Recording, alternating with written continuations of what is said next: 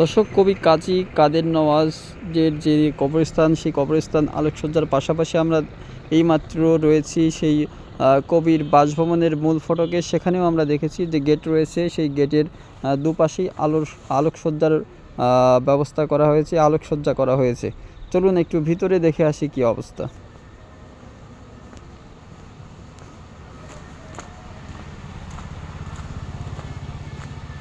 দর্শক, আজকের এই দিনে আমরা প্রতি বছরের ন্যায় আমরা দেখে থাকি ঠিক এই বাসভবনেই কবির দোয়া মাহফিল অনুষ্ঠিত হয়ে থাকে। তার আত্মার মাগফিরাত কামনায় দোয়া এবং মোনাজাত করা হয়, এবং এ বছরেও আমরা দেখেছি সেটি অনুষ্ঠিত হয়েছে।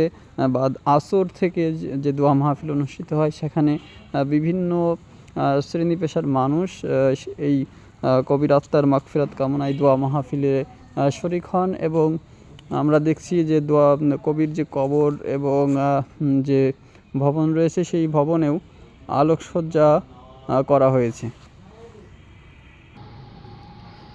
দর্শক, এই মুহূর্তে আমাদের সাথে রয়েছেন যিনি এই কবির স্মৃতিটুকু আঁকড়ে ধরে দীর্ঘদিন কবির যে বাসভবন, সেই বাসভবন সহ কবির স্মৃতিমূলক যত কার্যক্রম রয়েছেন, সেই কার্যক্রমের তিনি পরিচালনা করে থাকেন। আমরা ইতিমধ্যে কথা বলবো কবি স্মৃতি যে ফাউন্ডেশন রয়েছেন তার কবি স্মৃতি ফাউন্ডেশনের প্রতিষ্ঠাতা সহ সম্পাদক ইনি শেখ মোহাম্মদ আবদুল্লাহ আজকে আমাদের সাথে কথা বলবেন। আমরা তার কাছ থেকে জানতে চাচ্ছি প্রতি বছর এই যে কবির মৃত্যুবার্ষিকী উপলক্ষে আপনারা কি কি অনুষ্ঠান করে থাকেন এবং কি কি আয়োজন থেকে থাকে, এবং এবছর কি কি আয়োজন করা হয়েছে। বিসমিল্লাহির রহমানির রহিম। আমি শেখ মোহাম্মদ আবদুল্লাহ, কবি কাজী কাদের নওয়াজ ফাউন্ডেশনের সহ সম্পাদক, প্রতিষ্ঠাতা সহ সম্পাদক ও ফাউন্ডেশন স্মৃতি পাঠাগারের সম্পাদক হিসেবে দীর্ঘ দিন কবির স্মৃতিকে রক্ষা করার জন্য আমি এই কবির জন্ম এবং মৃত্যুবার্ষিকী উদযাপন করে থাকি। 2023 সাল কবি ও সাহিত্যিক মেলা করেছি।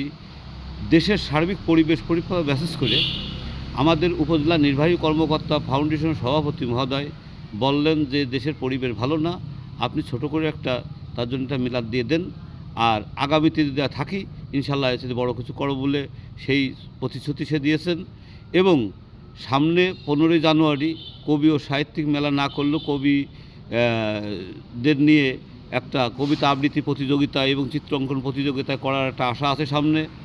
এবার ছোট্ট আকারে তার দোয়ার মিলাদ মাহফিল করেছি 43তম, এবং আগামী 15ই জানুয়ারি তার জন্য একটা কিছু করার জন্য আমরা অধীরে আছি। প্রশাসনের দিক তাকিয়ে দেশের পরিবেশ পরিস্থিতি ভালো হয় এবং অনুমতি যদি পাই এই ভালো করে করব, তাহলে পরে শুধু ছোটো করে শেষ করব। এই আশা করে আমি আমার কবি সাহেবের শ্রদ্ধা এবং ভালোবাসা নিয়ে সংক্ষিপ্ত দুটো কথা শেষ করছি। খোদা হাফেজ, আসসালামু আলাইকুম।